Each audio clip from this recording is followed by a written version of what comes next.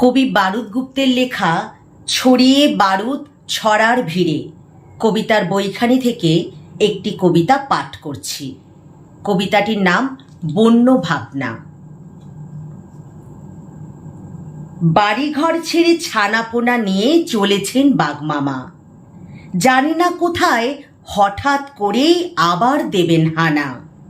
চেঁচিয়ে বলছি, ও মামা তোমরা চললে কোথায় সদল বলে? মামা বললেন, তোদের এখানে থাকবো না আর। তোদের রাজ্যে মানুষ কোথায়, তোরা জানোয়ার। দিনরাত শুধু মারামারি আর জুড়েই থাকিস কোন্দলে। বিস্ময়ে জাগে, বলছো কি মামা আমরা সবাই জানোয়ার?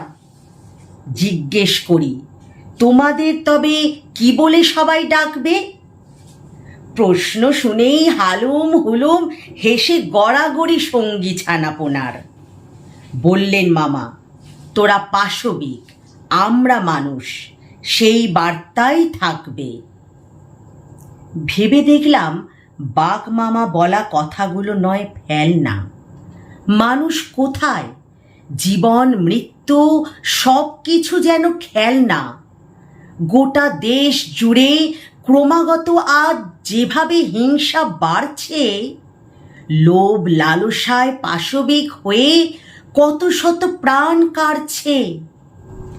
পশুজাত যারা, তবুও তো তারা প্রকৃত নিয়ম মানছে।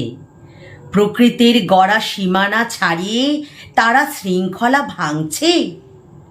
গোষ্ঠী বিভেদ সৃষ্টি না করে কত সুন্দর সহাবস্থান। বাধ্য না হলে কখনোই তারা মারে না কারোরই জান। রাজনৈতিক খেয়েই দেখে ওরাও লজ্জা পাচ্ছে। মানুষের হুঁশ ফিরবে কিভাবে, সেটাই কি তারা ভাবছে? নমস্কার।